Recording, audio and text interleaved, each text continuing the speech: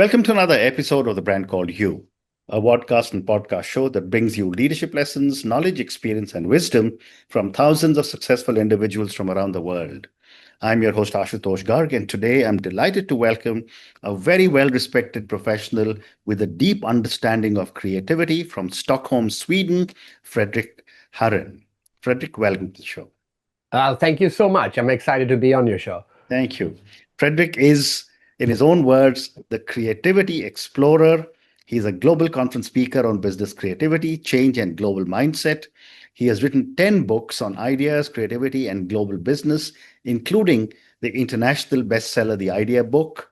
He just told me he's got a new book coming out, which is titled The World of Creativity, which explores 40 plus cultures, and we'll talk a little bit about it. This book is coming out in December, and he just told me it's also available for pre-order. And Fredrik, because of all the amazing work that he has done, he's been inducted in the Speaker Hall of Fame on 2 continents. Wow, what a journey, Fredrik. It has been, yes. So let me start by asking you the first question. Tell me about your journey and what was the inspiration to dedicate your life to exploring human creativity? Yes, good question. Actually, it started, I grew up in a family where creativity was very important. My father was a musician and a music teacher, and he could play, 10 instruments, the piano, the saxophone, the flute, the guitar, everything. And he was also an extremely creative teacher, like the one kind of teacher where I, as an adult, people still come up to me and says, "Oh, I had your dad in school. It was amazing." So creativity was very important. But I never became good at music. My brother had perfect pitch, but I don't. So I was struggling to learn how to play an instrument, and I never really got it. So I grew up in a family where creativity was very cherished, very important, but I felt I couldn't do it. And it took me many, many years until I was in my 20s when I realized that, creativity doesn't have to be music, it could be anything. And then I decided to study this concept of creativity when I realized it could be so many different things. And around 2000, I dedicated my life to understanding what creativity is. And since then, I've been the creativity explorer. Wow. And as this is, the rest is history. Well, so now for the last 25 years, what I do is I travel around the world and interview creative people, just to better understand what creativity is and what it could be and how we can become more creative. Fascinating. Can you share a pivotal moment or experience that shaped your journey as the creativity explorer? Oh my God, there are actually literally hundreds and thousands, maybe thousands of them. I'll pick one very early one. For around 2005, I was a speaker in Sweden, and I was very successful in Sweden. I think I did 199 speeches in Sweden in 1 year. So I was like, oh, this is going great. I speak about creativity in Sweden, but then I said, wait a minute, why am I only doing it in Sweden? I should do it somewhere else. And I decided to move to China. And I didn't know Chinese. I didn't know anyone in China. I didn't know the Chinese culture. But I decided to move to China and start over from scratch as a creativity speaker in China. And I did. But the pivotal moment was one of the first days or weeks in China, because when I just landed there, I didn't know a single person. I didn't know the language. I couldn't speak to a waiter. I couldn't order food because they didn't speak English. So I had to point at the menu, and I would pick 3 different things because I knew one of them I could not eat. But I would get food in, and then they would serve me a fork, a spoon, a knife, chopsticks, and a Chinese spoon, because I couldn't tell them what I wanted. They couldn't ask me what I wanted. And for the first time in my life, I would sit at a dish and look at it and have no clue how you're supposed to eat it.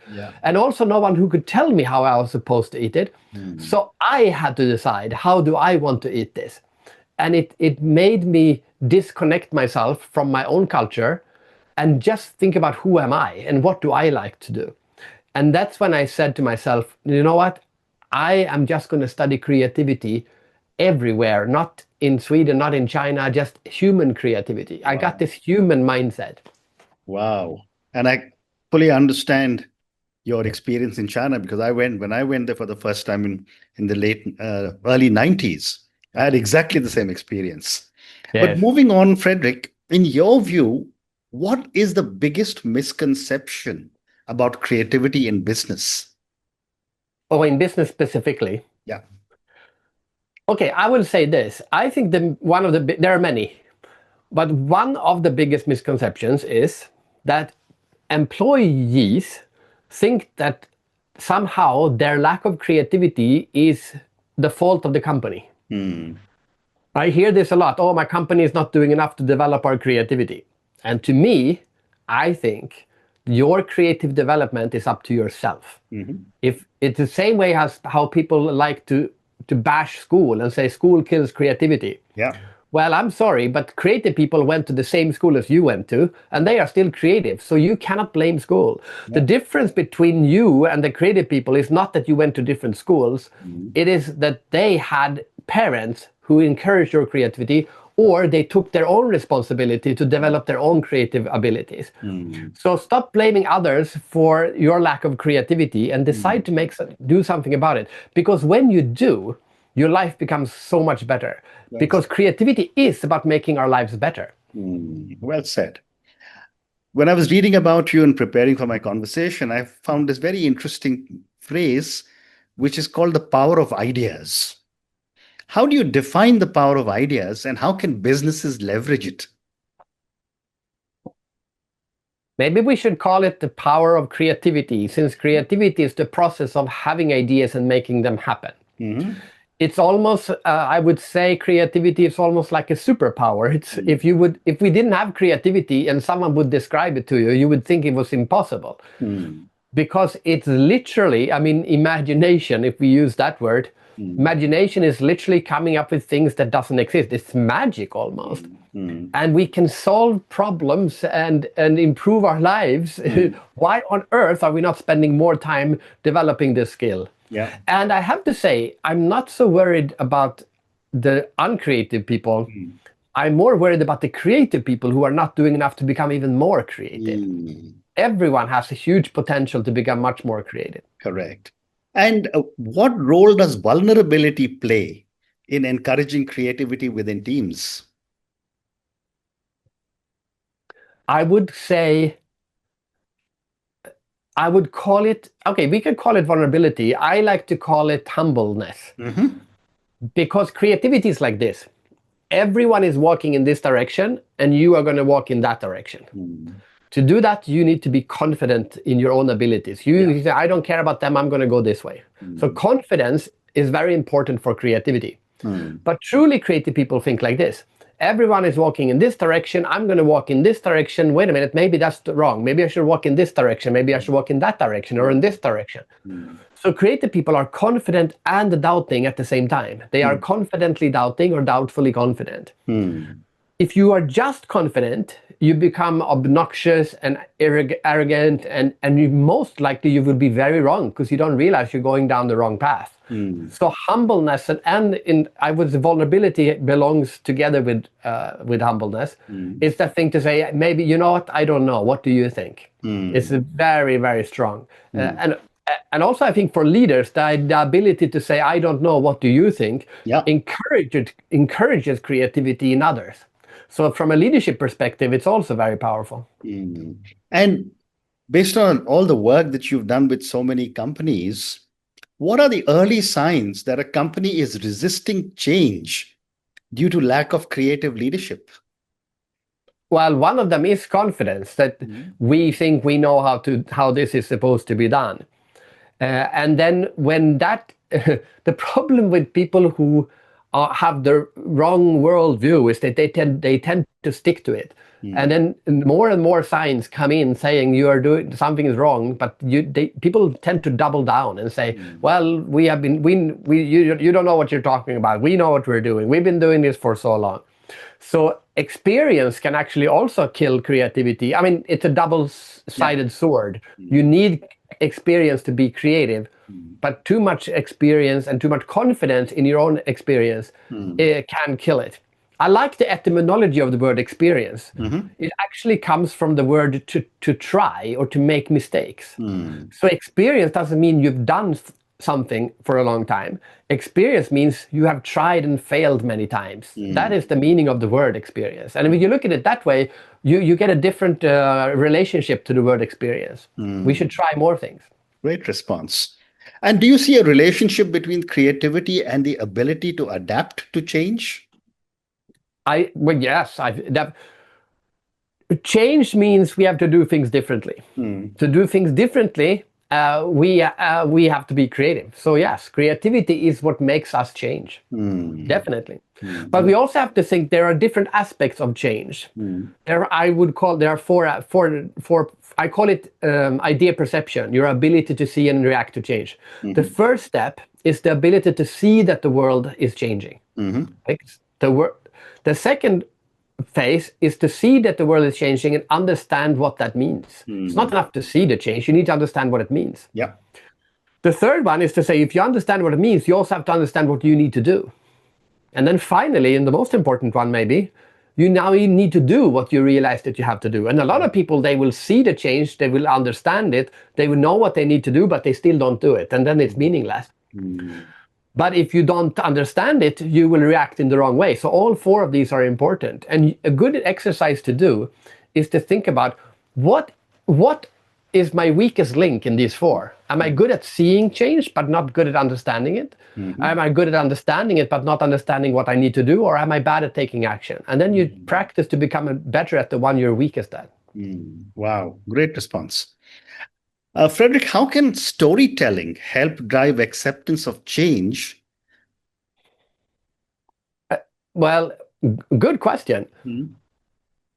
My answer would be that storytelling is rhetoric, right? Because storytelling is a very strong rhetorical tool that we have. And rhetoric is the ability to get people behind your ideas. It's literally, that is literally the art. Rhetoric is not the best idea that wins, it's the idea that people think is the best that wins, which means the person who sells the idea the best will win. Yeah. Especially, I mean, politics is a great example of this, because politics is basically the business of selling ideas and concepts of the future. It's not the best idea that wins, it's the best rhetorical politician that wins, that convinces people that this is the best idea. So if you want people to change and they are not changing, the problem is probably your rhetoric. So my advice to people is always to study rhetoric, because rhetoric used to be the most important subject in school, and now most people don't even know basic rhetorical rules. Amazing. What does it truly mean to adopt a global mindset in today's world? Sorry? What does it mean to truly adopt a global mindset in today's world? Yes, it means to adopt a human mindset. The problem with the global mindset is we miss the point. Like you've been in business for a long time. You know this think global, act local was like a mantra in the olden days, right? Now we have a counter reaction to this. But I like to say it's not think global, act local. It's think human, act humane. And what that means is that when you have a human mindset, you start looking at the common denominators that is there for all of us. We all like to laugh, we all like to love, we all like to be safe. There are some aspects of being human that are universal. Like, for example, I'm a keynote speaker. I've spoken in 75 different countries. Most speakers who have only spoken a little bit internationally, they think that you need to adapt your speech to the local audience. But if you have spoken, as I have, in 75 countries, you know you're not supposed to do that. You're supposed to develop a speech that is universal, a speech that will work on an American and an Indian and a Chinese and a South African. Because when you speak to a group, usually there are people from more countries in the group anyway. So when your message gets down on this basic human fundamental level, everyone gets the message. And when you start thinking like this, adding one more layer to your identity, not just yourself, your family, your city, your country, your religion, your race. You add one more layer, which is the human aspect of your identity. you start seeing things in a very different way. And you become more humble and more curious, more open-minded. Well said. Based on all the travel that you've done and spoken in so many different cultures, how does creativity vary across cultures? And what have you found to be universal?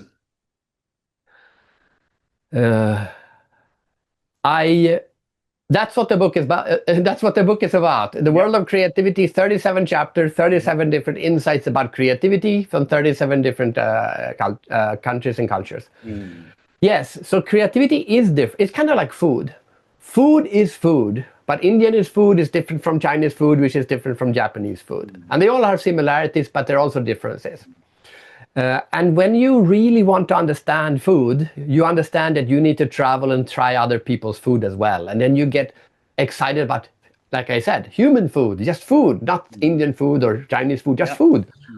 And the common thing is that everyone is so in love with creativity. It is one of the most it's one of the strongest human emotions. Is, apart from love, that's the strongest, most positive human emotion. But after love, regardless of culture, regardless of country, the love of having a really good idea or seeing a good idea come true is one of the strongest, most positive emotions that we have. And that's a universal human trait. Well said. And have you seen creative cultures help companies to successfully navigate disruption? Well, I think the best companies are the ones that I call truly global companies, not multinational companies, not international companies, but truly global companies, which are companies that have disconnected themselves from their country of origin. And suddenly, no one knows where these companies come from and no one cares. I like, for example, KPMG. Where are they from? No one knows. No one cares. They are just an accounting firm. No one even knows where the headquarters is. No one cares. They are just focused on being really good consultants for people all over the world. And those companies develop usually very strong values that any company, any person from any culture can identify as their own cultures. But if you tie your company values to the values of a country, you get two layers of employees. The people that come from the country that the company comes from and everyone else. But if you say that your values are our values, you can get people to adopt those values universally. I once did an interview with a company, I won't say the name, but they are in property. And one of their values is honesty. And they said the property industry, the real estate industry is very often a corrupt industry. But we are the honest property company. And then they could go to countries like Russia, which is a very corrupt society. And they could identify one Russian that did not like this corrupt and say, well, we found an honest Russian here, and you can now adapt to our cultures, which is honesty. And that person now absorbs those values because they find someone who is like them. And everyone in that company adapts the same cultural values, and the company culture becomes very strong. Amazing. I have time for two more questions, and I'm going to ask you these two questions about your two books. The Idea book, which was your first book, or one of your books, was named one of the 100 best business books of all time. What do you think resonated so deeply with readers? Well, I know actually there are two reasons. The first reason is that I made the book a book and a notebook. The Idea book is a book and a notebook. It's a book about how to become creative, but it's also a notebook for you to write down your own ideas. So when people, instead of a normal book, which you just read, every other book is like a dialogue. The author just talks and talks and talks. My book is like a dialogue. So I speak, but then you speak, and you speak your own ideas, and becomes this conversation about creativity where you are doing half the work. And people really love that. It became like a tool for their own creativity. And the other thing that I know that they like, because that's what they email and tell me, is that they like the fact that it teaches them how to become more creative, but it does that through stories, as you were talking about. it's stories and examples, and people love to learn from stories and examples instead of just reading factual texts. And it gets them to reflect about what creativity means for them. And my last question for you, Fredrik, and this is about your upcoming book, The World of Creativity. You said just now it has 37 chapters. You've explored over 40 cultures. Tell me about your book and what surprised you the most during your research.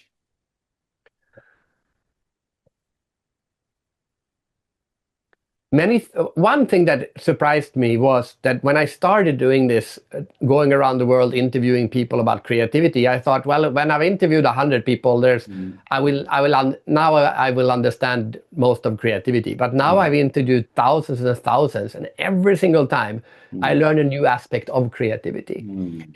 It's such a broad topic, and you can go deep on any aspect of it. Like I was recently in Bhutan, and I was interviewing a fashion designer in Bhutan, and we were talking about how you can learn more about your craft by going to the people. Like if you're a seamstress, if you go and meet the person who makes the fabric, you will understand more about sewing, because you now learn more about the fabric. So we call it fractaling, which is the idea of going down the chain and learn more about the people who do the things before you. And it was just like a tiny example of an aspect of creativity. And I'm surprised every time I interview someone. It can be a dancer or an entrepreneur or a politician, anything. They will teach me something about creativity. And I think the lesson here is anyone can teach you something. Absolutely. Everyone can everyone can teach you something. When you have that approach to life, the whole outlook on life changes. Amazing. And on that note, Fredrik, I just want to say thank you so much for speaking to me. What an amazing conversation this has been about creativity. I mean, I didn't even realize that there is so many different aspects of creativity, which you covered at such length in our conversation. Thank you for speaking to me about your forthcoming book, The World of Creativity. All the very best for its release. And I'm sure I'll see somewhere in the press one more big bestseller from you. Thank you again, and good luck to you. Well, thank you so much.